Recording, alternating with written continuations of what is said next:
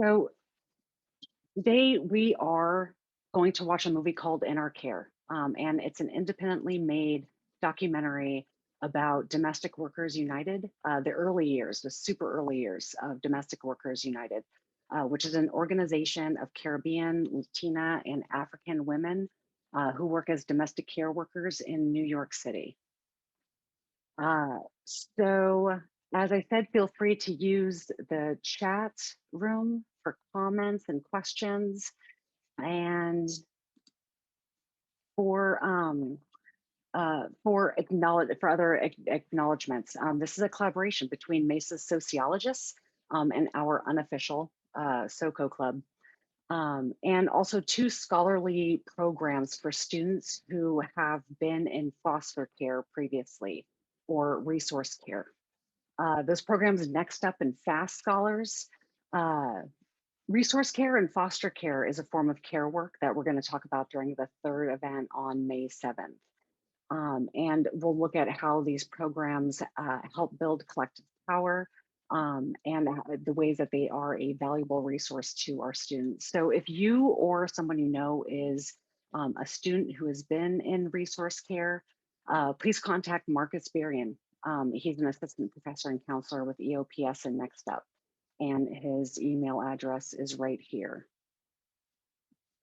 So we are going to be talking about care work. And before we start talking about care work and the importance of care work as a labor sector that's uniquely positioned to build powerful social movements and have done so historically. To understand care work, as paid care work, we have to understand unpaid care work. So let me play this very quick video. It's like 2 minutes that describes some of the themes and some of the issues around care work.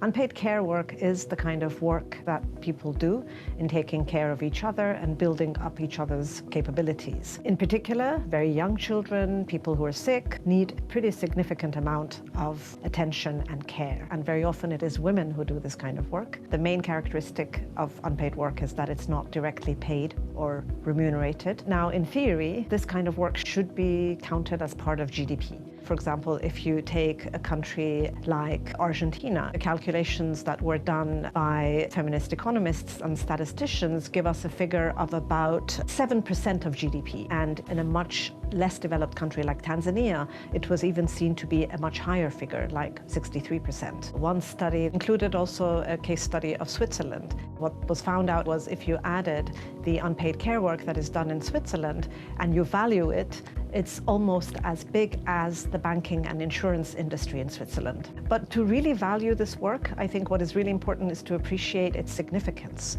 for any society or economy. So this work is really what makes, the society and the economy tick. In many ways, this kind of work can be seen as the solid foundation on which official industries and services and economies and schools and universities sit. Without this kind of work, it would be very difficult to even think of a society that can function. One kind of universal fact seems to be that in nearly all human societies, it is often upon women this kind of work falls. What we say, it's highly feminized. We have some data which showed that something like 75% of all unpaid care work is carried out by women and girls. So this is a very unequal distribution between men and women. In fact, it does penalize women because taking on the bulk of this work often carries a penalty in terms of not being able to have a full-time job with a decent wage, not being able to accumulate a pension, not getting all of the benefits that come from formal sector employment.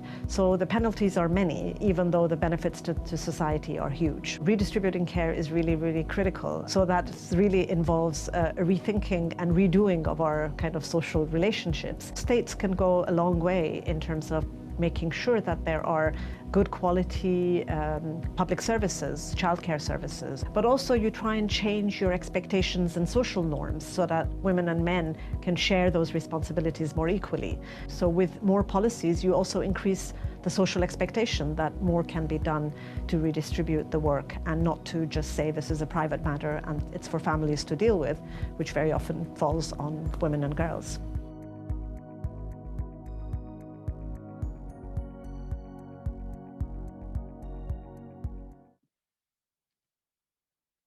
Okay, and let me see. The Jamboard that I posted apparently isn't giving folks access, so I will open that up in just a minute. I just need to get it out of the viewer.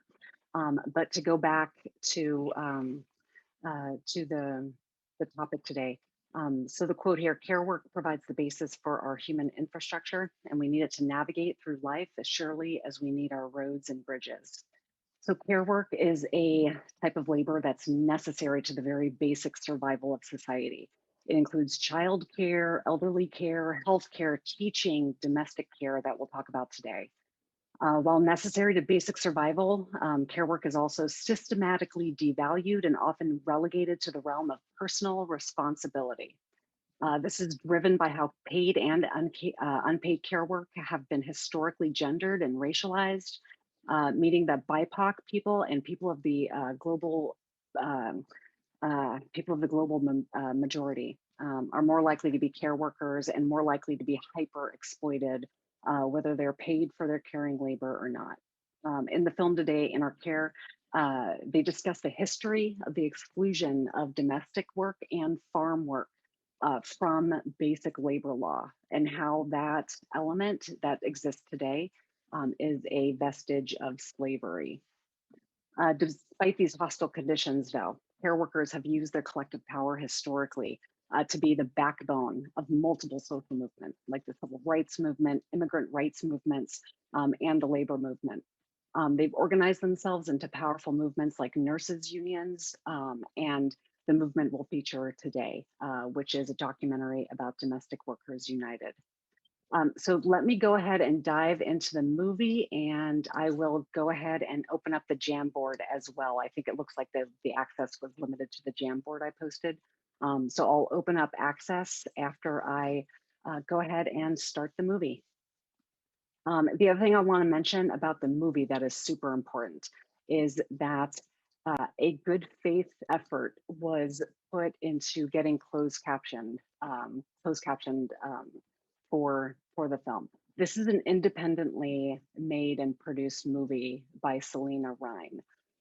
And because of that, it's really hard to get closed captioning on it. That said, a good faith effort was put into that. And also after reviewing the movie, well more than 50% of the movie is in Spanish and has subtitles that are very accurate, much more accurate than what I could get on YouTube. So folks who are hearing impaired will still be able to get the substantive content of the movie, despite that I don't have closed captions for the content of the movie that is in English.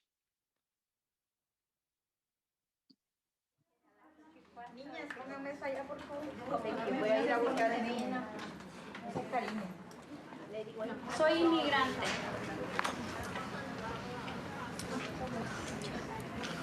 Soy madre. Soy niñera. Déjame poner.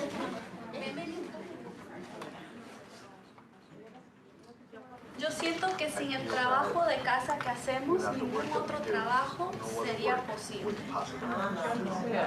¿Verdad?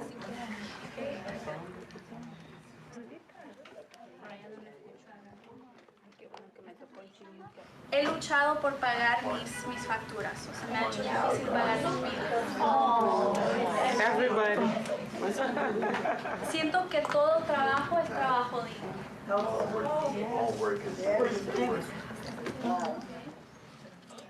Maybe that's why we are so invisible.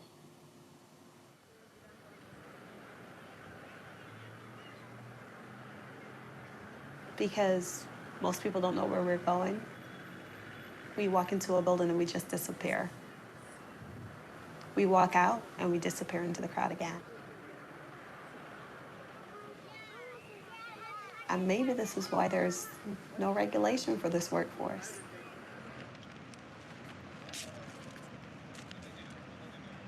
This is just the world's best kept secret.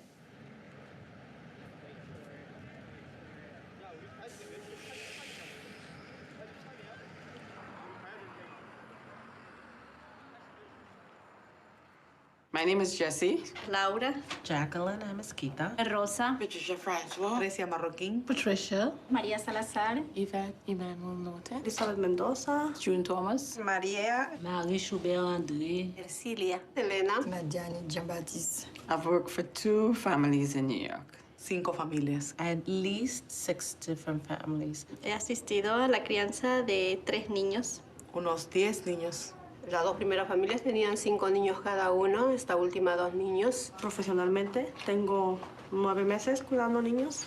10 years. 20 años. I've been a nanny for the past 30 years. Como mexicanos siempre tenemos nuestro altar, que siempre ponemos nuestra Virgen de Guadalupe y nuestros santitos. Para seguir estudiando necesitamos dinero, ya pues son muy caras las escuelas. Sí, entonces por eso mi papá, bueno, él se vino primero para acá, nos dejó allá con mi mamá, pero él se olvidó a los 2 años que él estuvo aquí, se olvidó de nosotros. Tenía yo la edad de 5 años. Cuando ya no supimos más nada de él, y hasta la fecha. Sí, entonces por eso mi mamá a ese tiempo, pues ella tuvo que incorporarse, venirse para acá, para que nosotros también tuviéramos algo que comer o algo que nosotros quisiéramos. Ese es un sueño a veces de los mexicanos o de cualquier país, de llegar aquí a trabajar, porque es lo que debemos, venir a trabajar, para darle, yo creo, la mejor vida a sus hijos, a su familia que están atrás, en sus países. Entonces, a lo que nosotros hacemos, pues venir aquí a trabajar, a buscar un sueño. I'm from Trinidad. Perú. De Uruguay. Moi, sorti à Haïti. The island of Barbados. Soy mexicana. Both of my parents are from Puerto Rico. Yo vengo de Ecuador. Pueblo, México. Trinidad and Tobago. Vine para progresar. Go to school and get a better education. A mí me fascinó Nueva York y bueno, hice lo posible y lo imposible por vivir acá. Most of all for my children. I'm away from them. By me being here, I could send them to school. Something that I did not have, I'm trying for they to have even better than that so that they don't have to leave their family and come out here to do what I'm doing. I'm doing the sacrifice for them. Por la situación económica. Higher wages. Tener una superación personal y estar con mi familia. Vine a ese país por el sueño americano, pero en busca de ese sueño. Pero desafortunadamente no es tan así. I just love life. Love to make the best of it, like I said, meeting nice people, broadening your horizon, learning more things every day, learning new things every day. That intrigues me and keep me going. My dad had adored my mom. So I grew up in a loving home. We wasn't rich, but we had us. When I leave my country, I started all over again. I left everything behind. My family, my house, everything, every single thing, to start afresh, especially after when my father died. I know what it's like to be living out of 2 suitcases. 2 suitcases. You wash your clothes, you put your clothes back in your suitcase, and I slept on the floor. Gradually, you know, I grow, and this is what my space looks like. I try to make it comfortable for me. Is that I'm in this country all alone. No uncle, no brothers, no sisters, you know, so I'm not lonely, just alone.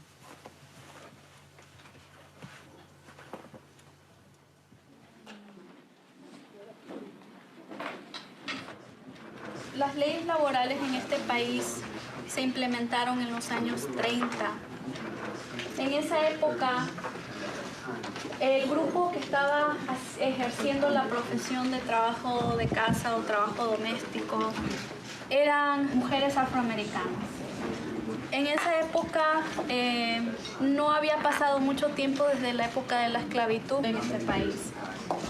Entonces los legisladores del área sur de este país no querían que los afroamericanos en este país pudieran ejercer ningún tipo de poder.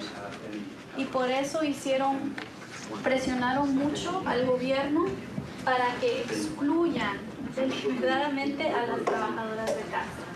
Y eso existe hasta el día de hoy, 2009.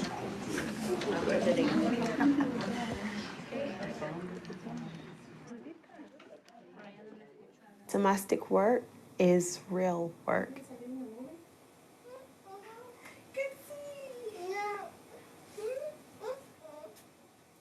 And not only that it's real work, it's real hard work. ¿Qué comiste hoy? Platícale a mamá cómo que comiste. Una sopita. What did you eat today? What did you eat? Sometimes parents don't acknowledge us. It's kind of they come home and they go straight to the child, and just like I did, I want to see how my child is doing and how's everything doing. But I also have to think, Maria, ¿cómo estás? ¿Cómo te sientes? It's not just something where she becomes invisible. And I always try to be conscious of that because I'm in the same field, and it's like I don't want it done to me, so why would I do it to a fellow coworker? To care for the life of a child or an elderly person who's just not able of caring for themselves, it takes something special. And in order to do it, you've got to have a big heart.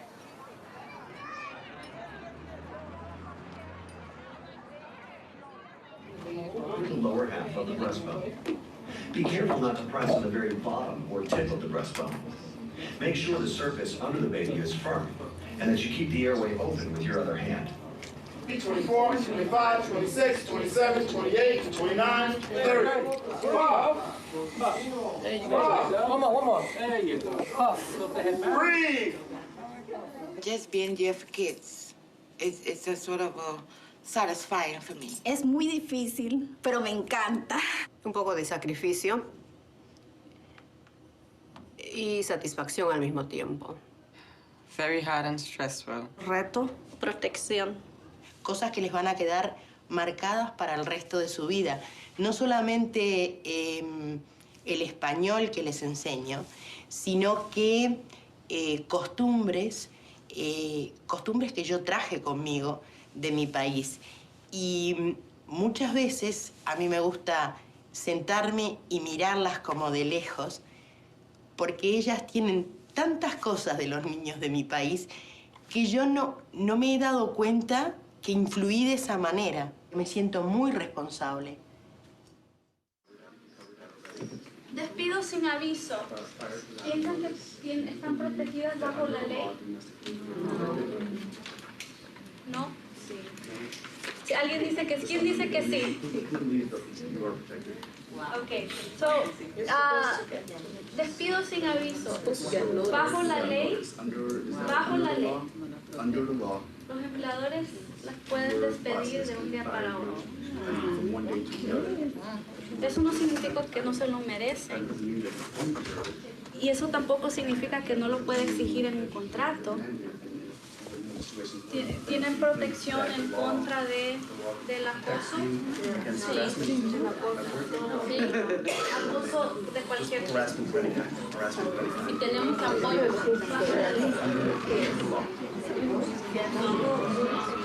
Se le ha hecho muy convenientemente difícil al gobierno entender el hogar de una persona como un lugar de empleo. Se le ha hecho muy difícil a ellos ver que un hogar puede ser el lugar de empleo de una persona.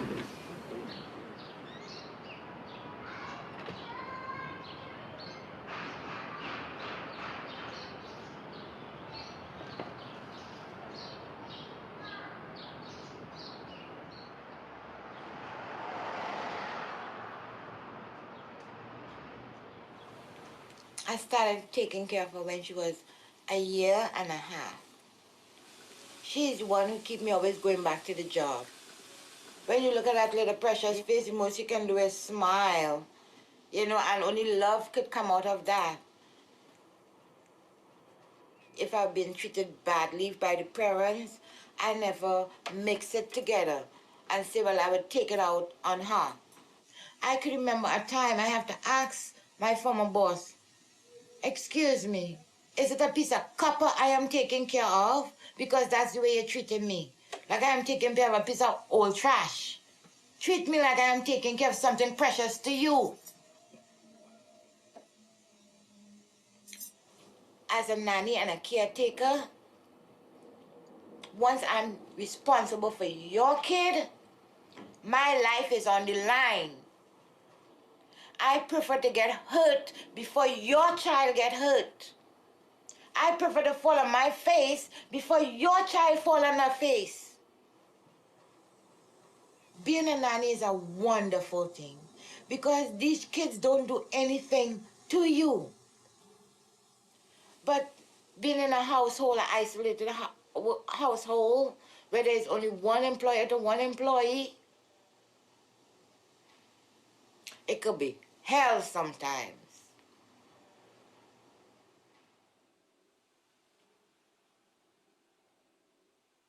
Turning 50 for me, it was heartbreaking. I feel humiliated. But thank God I'm alive. Thank God I can still feel. Thank God I can still stand up and I can fight back. I mean, this industry, like the more I talk about it, and this is what drives me. The more I talk about it, the more I do it, the more I understand that there's so much pain attached to this industry. You're all over the place right now.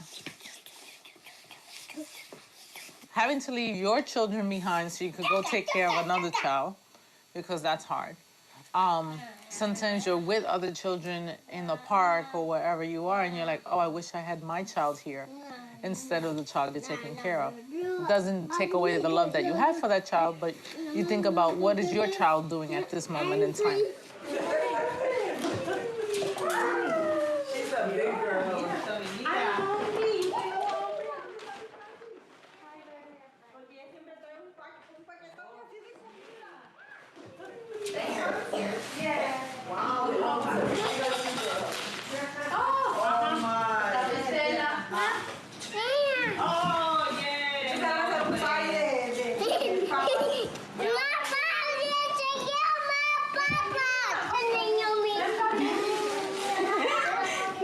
It's a sad imbalance. It's really a sad imbalance. And it speaks to choosing what's more important, my job or my family. And it's really not a choice, but we do choose. Because without the job, how do we maintain the family? The deeper down you go, the harder it is to really begin to understand the sacrifices. Mommy.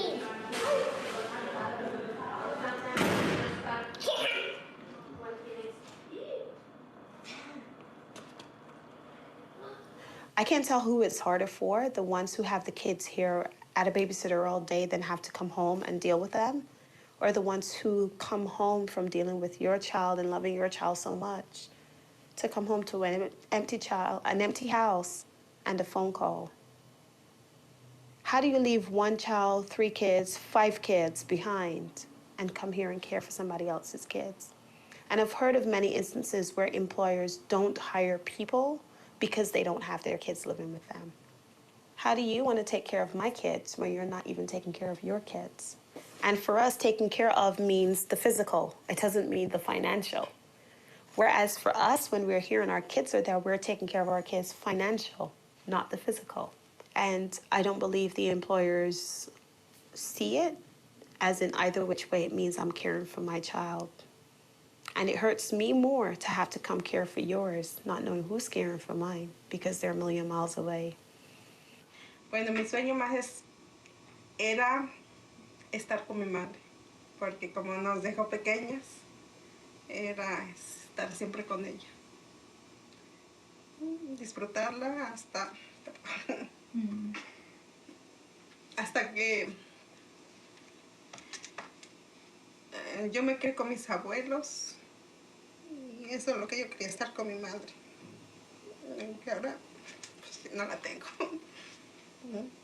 ella falleció hace 3 años. Sí. Y como ella se vino para que nosotros tuviéramos, perdón, pudiéramos llegar tuviéramos un estudio mejor, tener algo mejor, y entonces ella se vino, nos dejó pequeños. Nos separan siempre la familia para darnos un futuro mejor. Así es. Entonces.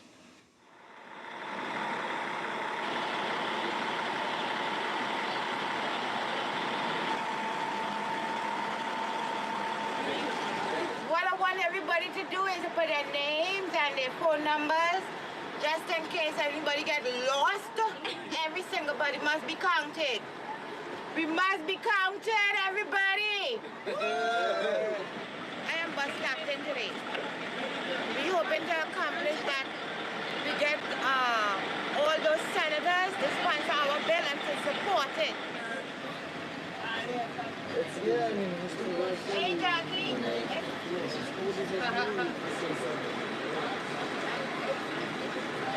All right, sit down. What is she? Sit. Just a quick check-in. In these packages, you will find sign-in sheets. Every time you went to Albany, I've been there. To find out the names of the folks on your team. We fight hard for that recognition.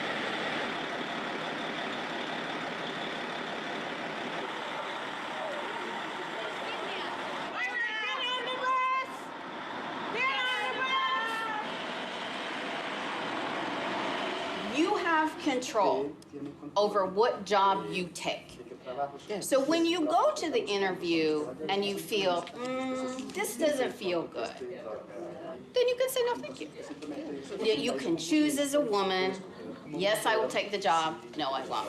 And that's a very powerful place to be. In my family, the domestic workers that I know of would be my grandma, my mom, and a few sisters. My grandmother would leave home very early in the morning, 5 o'clock, 6 o'clock in the morning, to go to these families' houses to prepare breakfast, lunch, dinner, to clean, to take care of the dog, to do the ironing.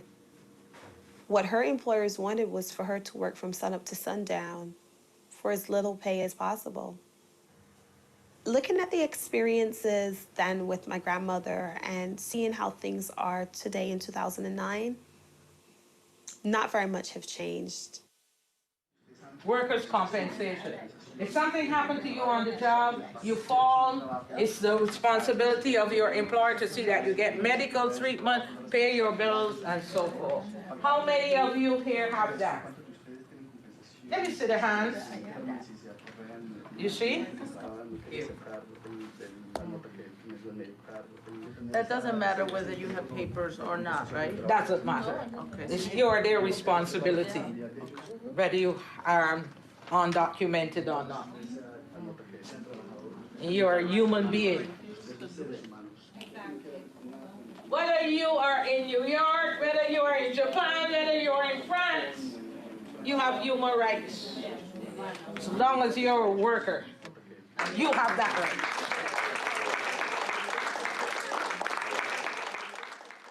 Imagínate, uno trabajar y sin pelear esos derechos, no tener vacaciones, ni días de enfermedad, nada.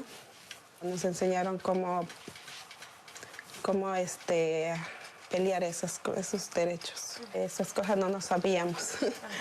Ser hipócritas y decir que no queremos a los inmigrantes en los Estados Unidos, ilegales, cuando en verdad nosotros fuimos los que hicimos esto y ellos tienen que meter. Hay trabajadores que son conscientes y tratan bien a sus trabajadores, pero hay muchos que son explotadores. Y mi pregunta es, y siempre ha sido, ¿qué sería de los Estados Unidos con un solo día sin latinos o sin domésticas, sin nannies? Ellos no irían a trabajar. Me pregunto yo, ¿qué sería? Sería un desastre. Mi cumpleaños fue este martes, 15 de diciembre. Mi hija me escribió un poema. Oh, Mom, to me, you're the best. You give me life and all the rest. You're getting older, but you're still the same. You have all the love, don't need to feign. I wrote this poem thinking of you. Just remember, as you get older, I do too. I hope you feel deep in your heart as your birthday come and go how very much you mean to me, more than you can know.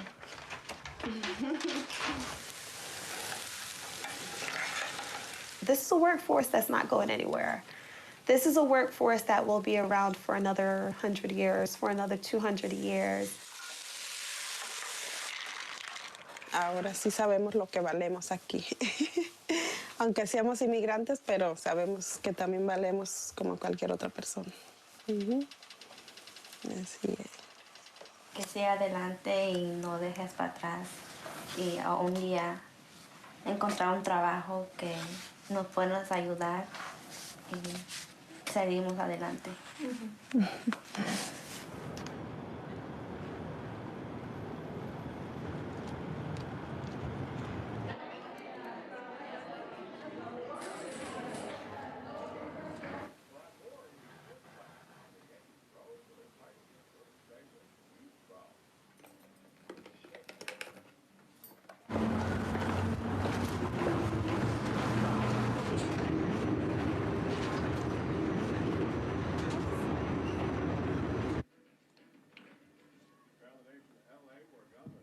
You gotta be strong. You gotta know what you're about. You gotta stay focused.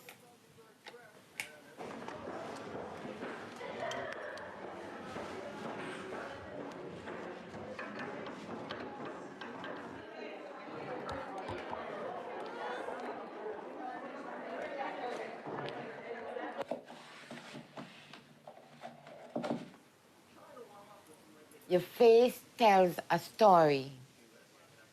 And my face, I always wanted to tell a good story, a feel-good story.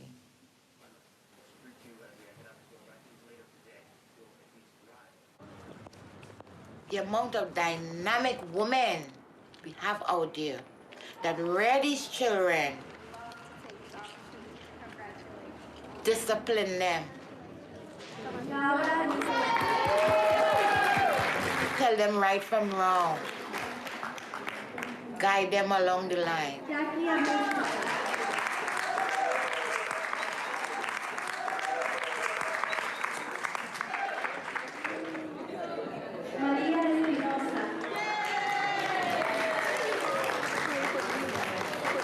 When their parents not there, we there.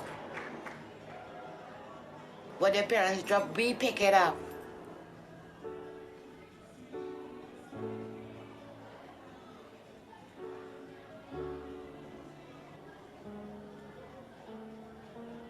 This is the thing that nannies do. Love and care and cherish for these people, families.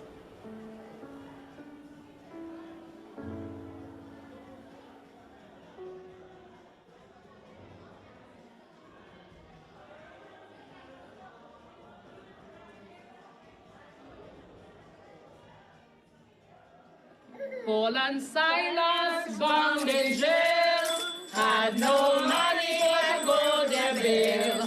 Keep your eyes on the prize, hold on.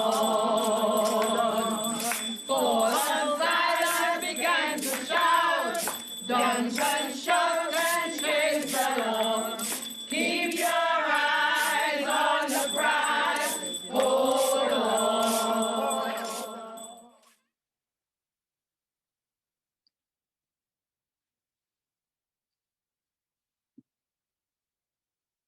Okay, thank you so much. I hope, well, number one, I've got a very loud neighbor above me, and I hope that the music wasn't super loud during that. And on the Jamboard, I posted a picture of one of the actions for A Day Without Latinos. That quote from, or that comment by the person in the documentary about, wondering what life would be like without, with one day without without Latinx people. And that, you know, she may have heard that somewhere else, or maybe she was the first one to say it and that got picked up somewhere else. But the ways that like this kind of discourse can get picked up and turned into a super effective social movement campaign, I feel like is an important message from the movie. And finally, so Domestic Workers United ended up evolving, and one of the organizations that it evolved into is the National Domestic Workers Alliance, which is a huge national organization of domestic workers. And also, since then, there has been a movement of organizations that do work that are similar to unions, but do not use the identity of union because of the intense like hostility towards unions and also laws in the US that are hostile to union building.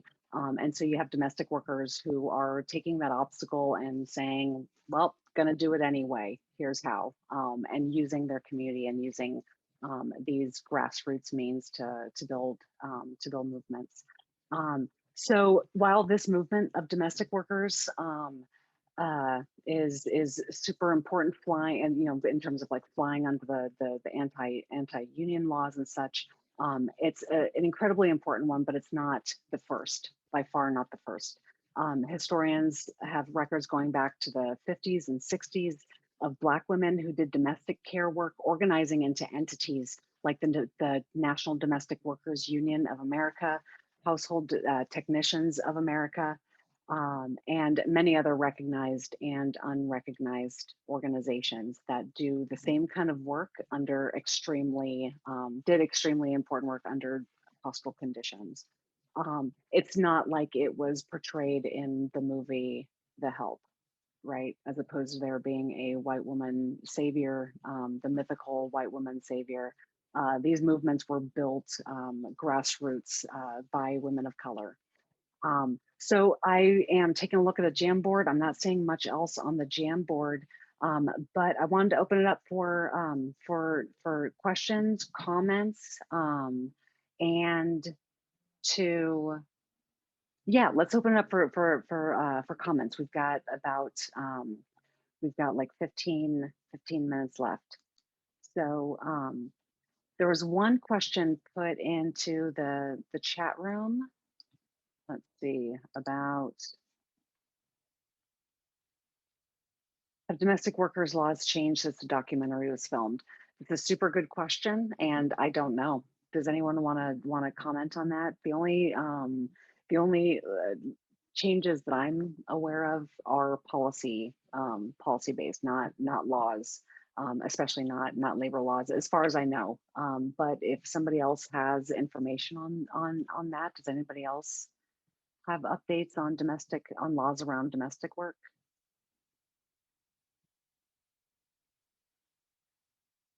Thanks for asking that, Carlos. That's a good question to, I'm going to put that up on the Jamboard actually for us to follow up on.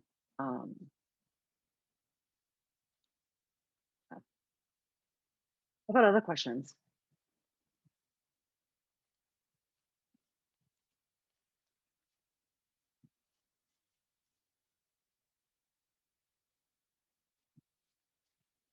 Okay, then let me go ahead and share again.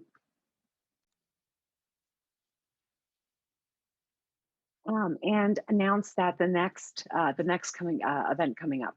It's going to be another quick lunchtime event, super easy to attend, super easy to participate in. It's going to be on the 23rd, and we're going to be looking at or watching I Am Somebody. It's a short documentary about Black hospital workers in Charleston that organized a strike in 1970. And similar to what we were talking about with domestic workers building movements as early on as the 50s and 60s, this strike in the 70s was pivotal in terms of establishing unions for nurses that were effective, much more effective than entities like the American Nurses Association. That fought for nurses' rights, and that led to the place we're at now, where nurses in California are actually pretty well paid and protected because of because of strong unions. And then on May 7th, we have a virtual art show, and that's going to feature artwork by Mesa students and by youth who are currently receiving resource care in San Diego. And we're looking for art. So if you or someone you know is an artist and is at Mesa, please submit your work. We're going to feature about 4 pieces, and we welcome as many submissions as we can get. So I'll send out